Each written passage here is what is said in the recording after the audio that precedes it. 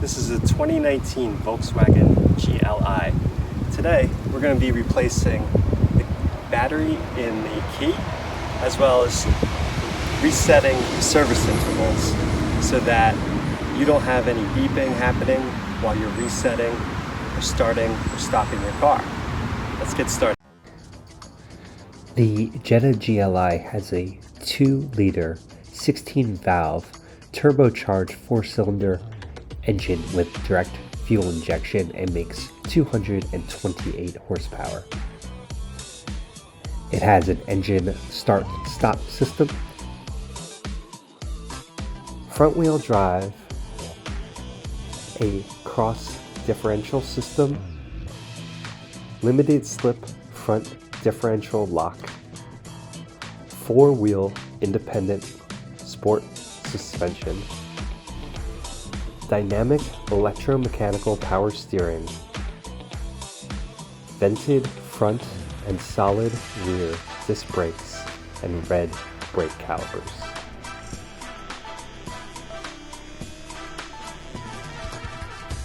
Rain sensing variable intermittent front wipers, a GLI grille, bumpers, side skirts and trim, rear spoiler, and chrome tipped dual exhaust. It has Climatronic dual zone automatic climate control, a leather wrapped 3-spoke GLI sport steering wheel with multifunction controls.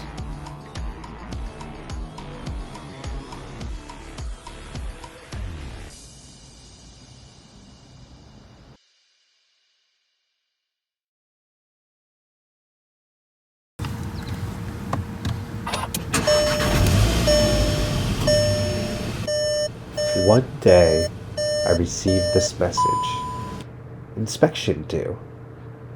However, my inspection sticker is good for 2 more years, and my next service isn't for 5 more months.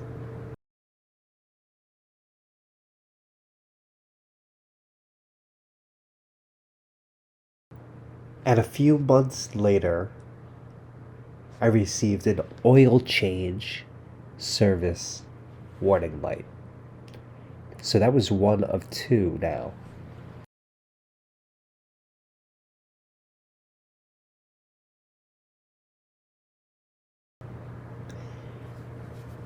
To resolve these issues, you hold down the reset button while you start the car, and then it will give you the option to reset each service.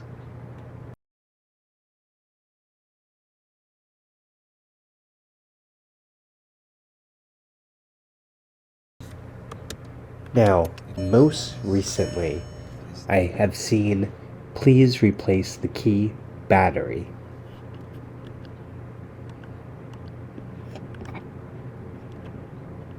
And that is what we're going to do right now.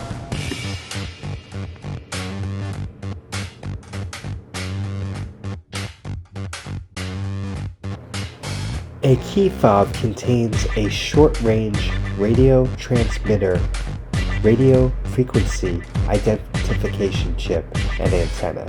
It uses radio frequencies to send a distinct coded signal to a receiver unit.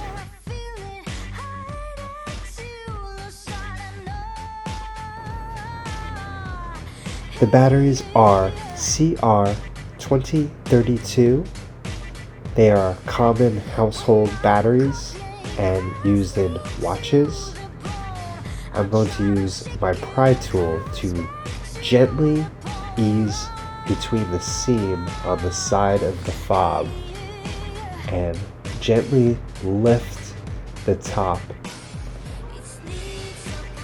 off of the fob. The key is stored in the fob as well. To give myself more space to access the battery, I'm going to remove the key. I have a micro flathead The battery is beneath a rubber receiver, and I'll slide it out.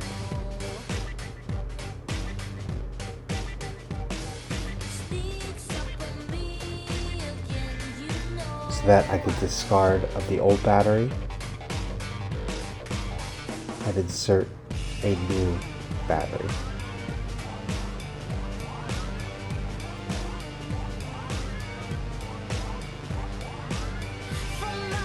It will slide back in the way the old one came out and sit under two flaps of the rubber receiver.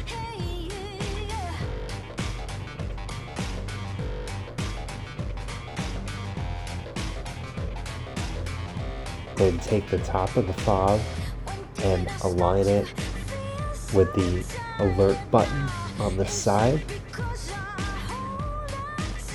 And once all sides are even, smash it closed.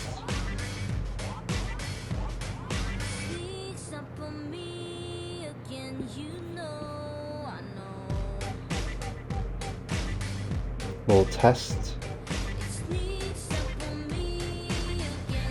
and return the key because it's not needed unless the fob malfunctions. Now the rest of the video will be all driving.